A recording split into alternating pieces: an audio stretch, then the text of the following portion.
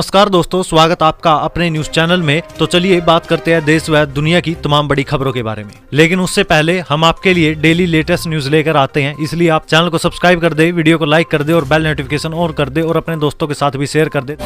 बहु विवाह पर रोक, लिव इन रिलेशनशिप की देनी होगी जानकारी। बताएंगे आपको उत्तराखंड के यूसीसी ड्राफ्ट की बड़ी बातें। देखिए दोस्तों, उत्तराखंड में समान नागरिक संहिता यानी कि यूसीसी का ड्राफ्ट समिति ने मुख्यमंत्री पुष्कर सिंह धामी को दस्तावेज सौंप दिया है। सूत्रों के मुताबिक ड्राफ्ट में बहु विवाह की प्रथा पर प्रतिबंध, समान विरासत अधिकार और लिव इन रिलेशनशिप की अनिवार्य घोषणा जैसे अहम सुझाव दिए गए हैं। मुख्य सेवक सदन में आयोजित एक कार्यक्रम में सुप्रीम कोर्ट की पूर्व न्यायाधीश जस्टिस रंजना प्रकाश देसाई की अध्यक्षता वाले पैनल ने धामी को यूसीसी ड्राफ्ट सौंपा। मसौदा जमा करने से पहले धामी के आधिकारिक आवास के बाहर सुरक्षा कड़ी कर दी गई थी। यूसीसी ड्राफ्ट रिपोर्ट पर उत्तराखंड के मुख्यमंत्री पुष्कर सिंह धामी ने कहा है कि मुझे ड्राफ्ट मिल गया, इसकी जांच की जाएगी और फिर इसे लागू किया जाएगा। हमने राज्य चुनावों के दौरान उत्तराखंड के लोगों से वादा किया था कि उन्होंने हमारी सरकार बनाई है, इसलिए हम वादा निभा रहे हैं। हमें उम्मीद है कि अन्य राज्य भी इसे लागू करेंगे। तो चलिए दोस्तों, आपको ड्राफ्ट की बड़ी बातें बता देते हैं। पहली बात की बात करें तो वो है लड़कियों की शादी की उम्र 18 वर्ष और लड़कों की शादी की उम्र 21 वर्ष होगी। विवाह का रजिस्ट्रेशन अनिवार्य होगा। पति पत्नी दोनों को तलाक के समान कारण और आधार उपलब्ध होंगे। तलाक का जो ग्राउंड पति के लिए लागू होता है वही पत्नी के लिए भी लागू होगा। वहीं एक पत्नी के जीवित रहते दूसरी शादी नहीं हो सकेगी, यानी कि पॉलीगैमी या बहुविवाह पर रोक लगेगी। उत्तराधिकार में लड़कियों को लड़कों के बराबर अधिकार होगा। लिव इन रिलेशनशिप का डिक्लेरेशन आवश्यक होगा। ये एक सेल्फ डिक्लेरेशन की तरह होगा। अनुसूचित जनजाति के लोग इस परिधि से बाहर रहेंगे।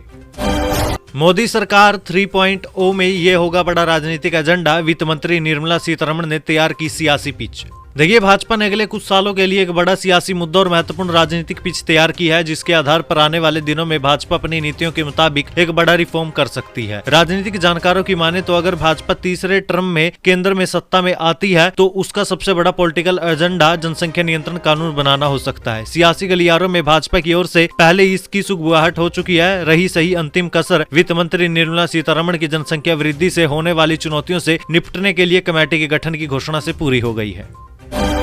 आखिरी आदमी तक पहुंचा मोदी सरकार की योजनाओं का लाभ, बोली वित्त मंत्री निर्मला सीतारमण। देखिए, वित्त मंत्री निर्मला सीतारमण ने 1 फरवरी को अंतरिम बजट पेश किया था। मीडिया के साथ खास बातचीत में निर्मला सीतारमण ने कहा कि मोदी सरकार की योजनाओं का लाभ आखिरी आदमी तक पहुंचा है। लाभार्थी खुद बताते हैं कि उनको योजनाओं का फायदा मिल रहा है। वित्त मंत्री ने कहा कि मोदी सरकार पिछले 10 सालों से अपनी सभी योजनाओं को अंतिम व्यक्ति तक पहुंचाने के लिए मेहनत कर रही है। सरकार सिर्फ घोषणाएं नहीं कर रही बल्कि योजनाओं का लाभ पहुंचाने पर भी काम कर रही है। जनता जानती है कि जो योजनाएं हम उन तक पहुंचा रहे हैं वह पूरी तरीके से ट्रांसपेरेंट तरीके से पहुंच रही है, कि इसमें किसी तरह की कोई लीपापोती नहीं थी, इसलिए जनता सरकार को लगातार समर्थन दे रही है। सोनिया और राहुल गांधी पूरे देश से मांगे माफी, कांग्रेस नेता डीके सुरेश के भारत विरोधी बयान पर भाजपा हुई हमलावर। देखिए, कर्नाटक के उप मुख्यमंत्री डीके शिव कुमार के भाई और कांग्रेस सांसद डीके सुरेश ने शुक्रवार को बजट पर प्रतिक्रिया देते हुए अलग देश की मांग की थी। दरअसल उन्होंने कहा था कि केंद्र सरकार बजट में दक्षिण के राज्यों के साथ भेदभाव कर रही है और बजट का पैसा उत्तर भारत को अधिक दिया जाता है, जबकि दक्षिण के राज्यों के हिस्सों में इसका कुछ ही हिस्सा आ पाता है। उन्होंने आगे कहा कि अगर ऐसा ही चलता रहा तो दक्षिण भारत के राज्य अलग देश की मांग करेंगे। वहीं अब उनके इस बयान को लेकर भाजपा सांसद रविशंकर का कहना है कि राहुल गांधी न्याय यात्रा कर रहे हैं और कर्नाटक के डिप्टी सीएम के भाई एवं कांग्रेस सांसद डीके सुरेश ने जिस प्रकार भारत तोड़ने वाला बयान दिया है, ऐसे व्यक्ति को 1 मिनट भी सांसद रहने का अधिकार नहीं है। इसके बावजूद राहुल गांधी, सोनिया गांधी और कांग्रेस के राष्ट्रीय अध्यक्ष मल्लिकार्जुन खड़गे सहित विपक्ष के सभी नेता चुप हैं। बिहार में बीपीएससी से बहाल शिक्षक छोड़ रहे हैं नौकरी। औरंगाबाद में ही 30 ने दिए इस्तीफा, कांड जान आप हो जाएंगे हैरान। देखिए दोस्तों, एक तरफ तो लोग नौकरी के लिए सरकार को घेरते हैं तो वहीं दूसरी ओर बिहार में शिक्षक नौकरी छोड़ रहे हैं। बिहार लोक सेवा आयोग यानी कि बीपीएससी से बहाल 9 शिक्षकों ने गुरुवार को नौकरी छोड़ दी थी। इन शिक्षकों ने जिला शिक्षा पदाधिकारी को अपना त्याग पत्र सौंप दिया था। जिला शिक्षा पदाधिकारी संग्राम सिंह ने त्याग पत्र स्वीकार भी कर लिया। जानकारी के मुताबिक औरंगाबाद जिले में अब तक बीपीएससी से बहाल करीब 30 शिक्षकों ने त्याग पत्र दिया है। बताया जाता है कि कई शिक्षकों की पत्नियां भी शिक्षक और दोनों का पदस्थापन 2 जिलों में किया गया, जिस कारण नौकरी से त्याग पत्र दिए। कुछ दूसरे जिले के शिक्षकों का पदस्थापन घर से दूर विद्यालय में हो गया है, जिस कारण नौकरी छोड़ रहे हैं, तो कुछ की नौकरी दूसरे विभाग में लगने के कारण शिक्षक की नौकरी से त्याग पत्र दे रहे हैं। नीतीश कुमार बचा पाएंगे अपनी सरकार, 10 फरवरी को आरजेडी कर सकती है खेला, विधायकों से संपर्क साधना शुरू। देखिए दोस्तों, नीतीश कुमार 9वीं बार बिहार के मुख्यमंत्री तो बन गए, लेकिन अब उनके सामने सरकार बचाने की चुनौती है। 10 फरवरी को विधानसभा में विश्वास मत पेश किया जाएगा। फ्लोर टेस्ट के बाद ही सामने आएगा कि नीतीश सरकार सुरक्षित है या नहीं। राष्ट्रीय जनता दल ने सरकार को परास्त करने के लिए तैयारी शुरू कर दिया। विधायकों से संपर्क साधना शुरू कर दिया गया है। इंडिया गठबंधन खत्म हो चुका है, संजय राउत और नाना पटोले के सामने बोले प्रकाश अंबेडकर सीट शेयरिंग की मीटिंग में आए थे। देखिए, मुंबई में शुक्रवार को सीट शेयरिंग को लेकर महाविकास अघाड़ी यानी कि एमवीए की दूसरी मीटिंग हुई। इसमें वंचित बहुजन अघाड़ी के अध्यक्ष और डॉक्टर भीमराव अंबेडकर के पोते प्रकाश अंबेडकर भी शामिल हुए। बैठक खत्म होने के बाद अंबेडकर होटल से नीचे आए तो उन्होंने मीडिया से कहा कि इंडिया लगभग खत्म हो चुका है। प्रकाश ने कहा कि राष्ट्रीय स्तर पर कोई इंडिया ही नहीं है। नीतीश कुमार, आम आदमी पार्टी, ममता बनर्जी अलग हो गए। बची समाजवादी पार्टी, उसने 16 सीटों पर उम्मीदवारों की घोषणा कर दी है। हालांकि ये माना जा रहा है कि समाजवादी इंडिया के साथ ही रहेंगे। महाराष्ट्र में महाविकास अघाड़ी का हाल मैं इंडिया जैसा नहीं होने दूंगा। केजरीवाल बोले भाजपा सत्ता के लिए देश बेच सकती है। चंडीगढ़ मेयर जैसे छोटे चुनाव में गड़बड़ी की, लोकसभा में पता नहीं क्या करेंगे।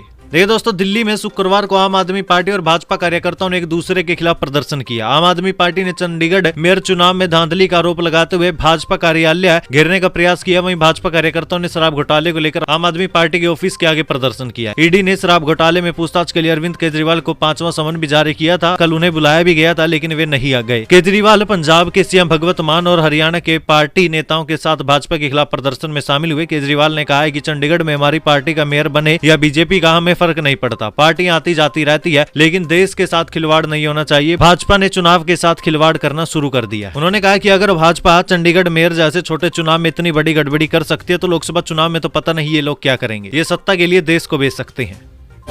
3 करोड़ महिलाएं बनेगी लखपति दीदी, बजट में टैक्स पेयर्स को भी कोई राहत नहीं। फाइनेंशियल ईयर 2024 में अडानी एंटरप्राइजेस का नेट प्रॉफिट 1888 करोड़ रहा।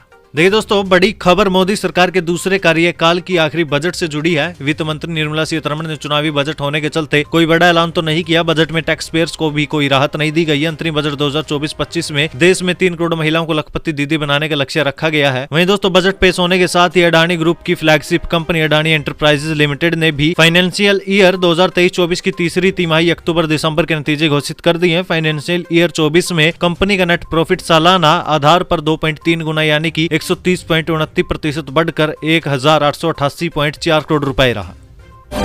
हेमंत और मिलिंद जैसे लोग जल्द छोड़ दे पार्टी, कांग्रेस के पतन के सवाल पर बिफरे राहुल गांधी। देखिए, राहुल गांधी ने हेमंत और मिलिंद जो कभी कांग्रेस पार्टी में शामिल थे, उनके पार्टी छोड़ने पर कोई आपत्ति न होने की बात कही। भारत जोड़ो न्याय यात्रा के दौरान पश्चिम बंगाल में डिजिटल मीडिया योद्धाओं के साथ बातचीत करते हुए उन्होंने कहा कि हेमंत और मिलिंद जैसे लोगों के कांग्रेस छोड़ने से बिल्कुल कोई आपत्ति नहीं।